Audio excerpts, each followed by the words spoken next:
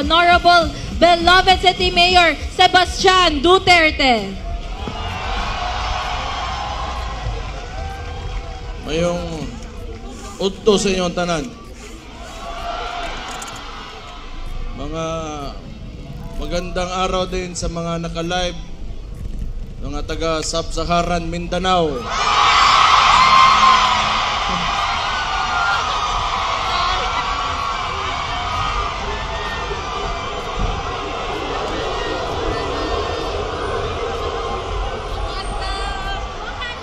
Diba mo, bago ko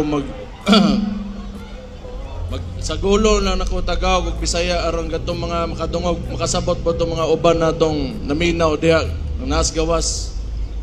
Unang-una sa tanan, magpasalamat ko sa inyong ginapakita ang suporta sa kuamahan.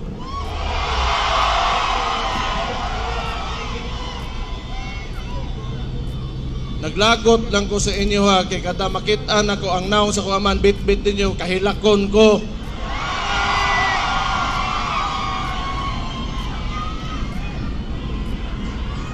Mugara po mo.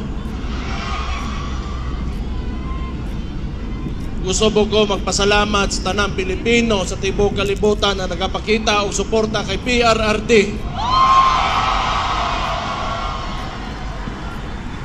Kabaw mo, tinuod lang, sukad nga giaresto ako amahan illegally.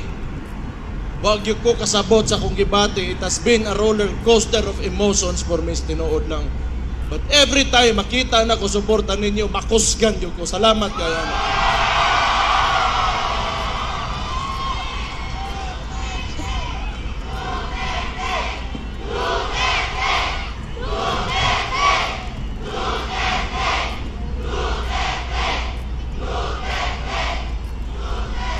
Siguro gamiton ko ni nga nahimo kong vice mayor ninyo, mayor. Morning sa termino nako karon, morning last na nako nga araw ng Davao nga sa termino nako karon. Wa ko makibaw unsa bagay kinaok kaugmaan o yung future ng sistema ng politika dito sa Pilipinas. Kaya it seems to me the stories that I've heard about martial law and oppression is synonymous with the Marcos family name.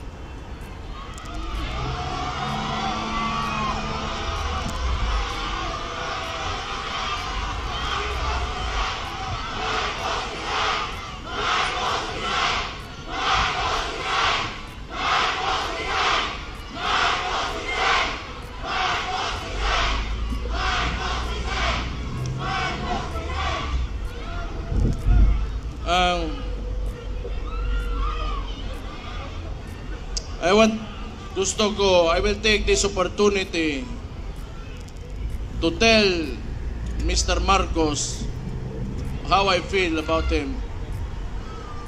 Mr. President Marcos, you will never be loved.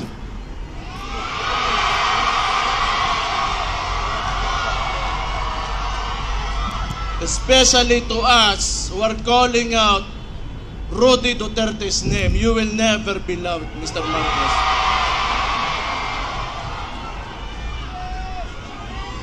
We will stand up and we will fight back.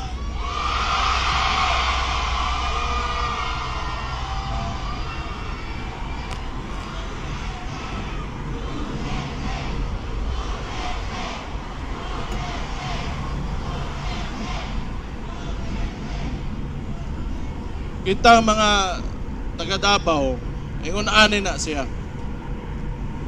Labi nanto mga dugay dire o niya kanang nituo sa plataporma o politika sa kuamahan.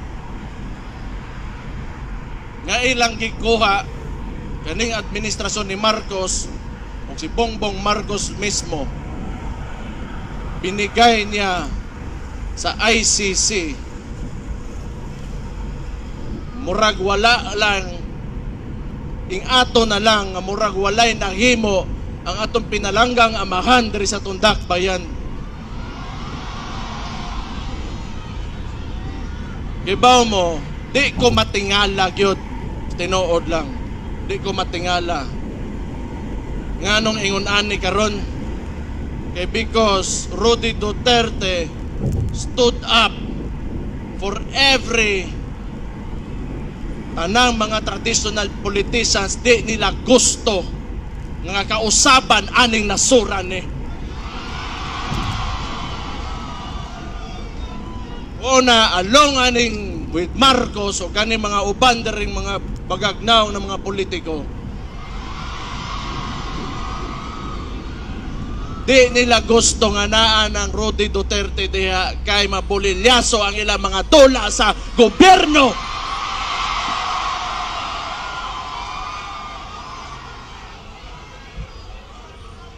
Gusto ko lang niingnon kay Bongbong Marcos, aside you not being loved by the people, all you have is the government's resources and your term.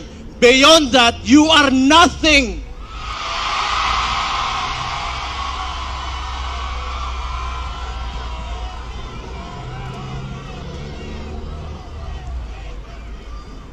Kalimot uroy ang putang ina. Kita'y nagtabang sa iya makalingkod sa diha karon siyang ginalingkuran.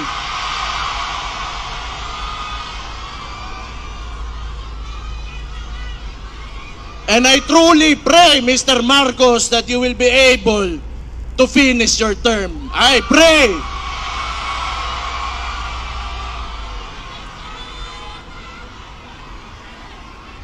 Di ko ta matingala.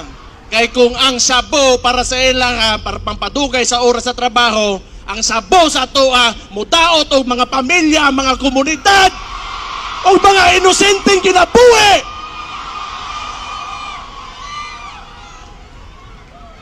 Di ko matingala nga nung ingana na sila. Sige lang.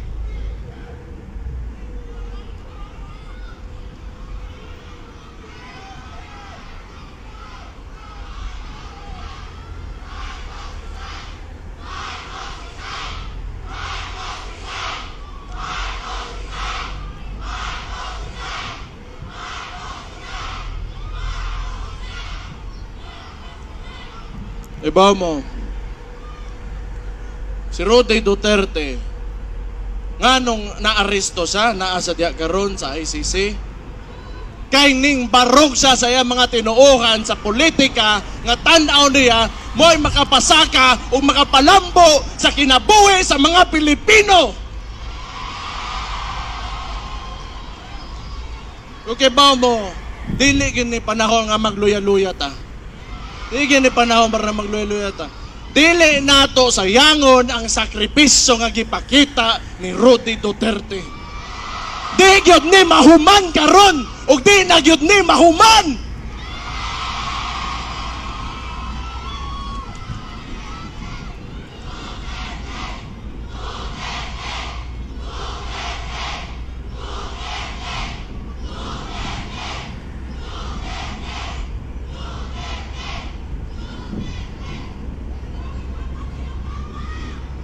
Sige lang.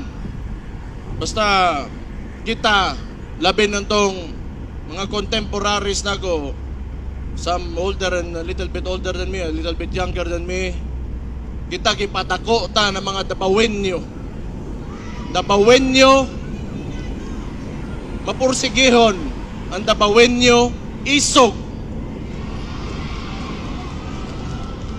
Ang dabawenyo gusto kaayuhan. Ang dabawenyo gusto kamatuoran. Ang dabawenyo garboso. Mabuhay mong tanan.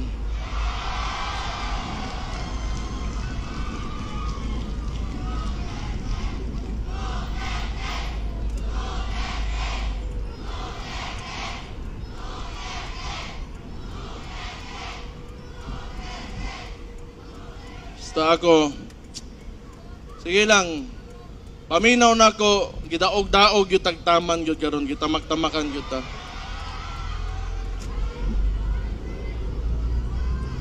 Kaya huwag wala lagi mo, wala na yun kong po dire, wala na. Di kong dili tungod sa inyo mo nang pasalamat na lang yun ko. Ako, usar ako kataw, anak ko sa ko amahan, pero dili ko gaingon ani mga istoryane, wa ko gaingon ani.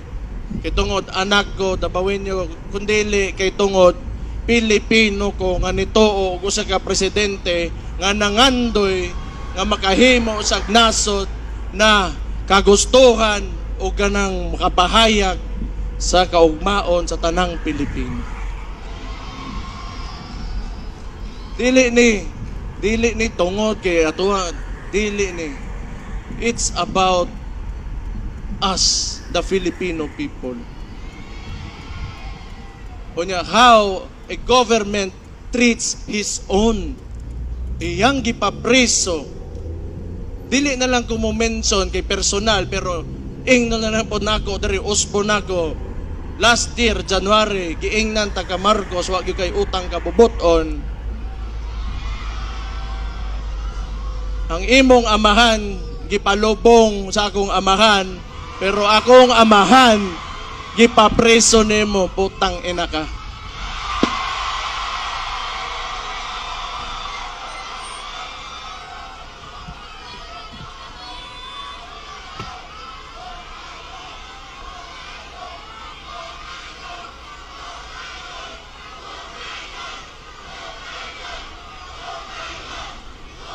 Ayaw, paginguna na. Ayaw hukayon. Dili ta na. Way labot ang patay ang istoryaan eh. Way labot ang patay. Naana na diha. Pasag din na ninyo. Noon, wala man si akong amahan dire, inyong tatay Digong, wala man dire sa Pilipinas. Pero kay baw ko, nagpabilin iyahang inspirasyon o ang iyahang spirit within every Filipino nga na-touch niya sa iyahang termino. Basta ako, ang tambag lang nako ninyo, mga Dabawenyo, kamo mga ubang Pilipino na nakikinig ngayon, do not ever allow your government to treat you how they treated my father.